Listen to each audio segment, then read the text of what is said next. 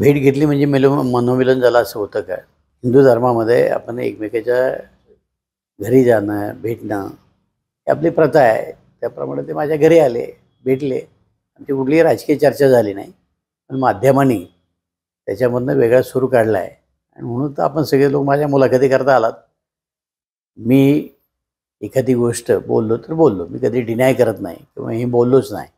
तर आपल्या साक्षीने सगळं बोललं असेल तर शब्दाचे उलटे-पलटे फेकाफेक मी कधीच करत नाही. जी माझी भूमिका आहे ती स्पष्ट आहे. आणि पक्षानं मला विश्वासात घेऊन त्यांना उमेदवारी देण्याच्या संदर्भातला निर्णय घेतलेला नाही.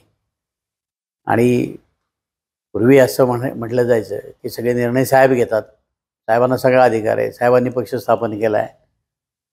मग आता साहेबांना सोडून जर बाजूला आम्ही आलो आहे, तेव्हा बाकीच्या सहकाऱ्यांना विचारायचंच नाही का? त्यांना विश्वासातच घ्यायचंच नाही का? असं काही ठरलेलं आहे का? आम्ही 5-5 वेळा निवडणुका लढवलो आहे, 3 वेळा आमदार झालो आहे.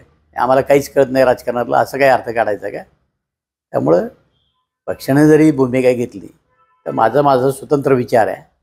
माझ्या तालुक्यातल्या जनतेच्या किंवा माझ्या कार्यकर्त्यांच्या ज्या भावना असेल त्याप्रमाणे मी वागेल. मला राजकारण केलं पाहिजे असं काही नाही ना. तर अनेक वर्षे 35 वर्ष मी राजकारण करतो आहे, सरपंचापासून तर आमदारकीचं.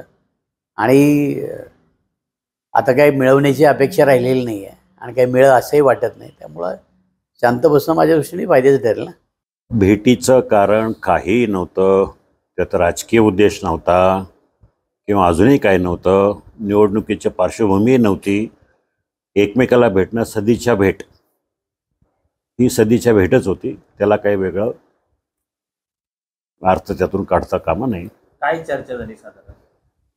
काय चर्चा काही नाही. तालुक्यामध्ये काय अडचणी आहेत जनतेच्या, ज्या पद्धतीनं भूसंपादन होत आहे, पुणे नाशिक रेल्वेला जात आहे, इंडस्ट्रियल कॉरिडॉर होतो आहे, MIDCचा अजून टप्पा येतो आहे, या सगळ्या पार्श्वभूमीवर शेतकऱ्यांच्या काय अडचणी आहेत, पुनर्वसनाच्या प्रश्न सुटले नाहीत, याविषयी चर्चा झाल्या.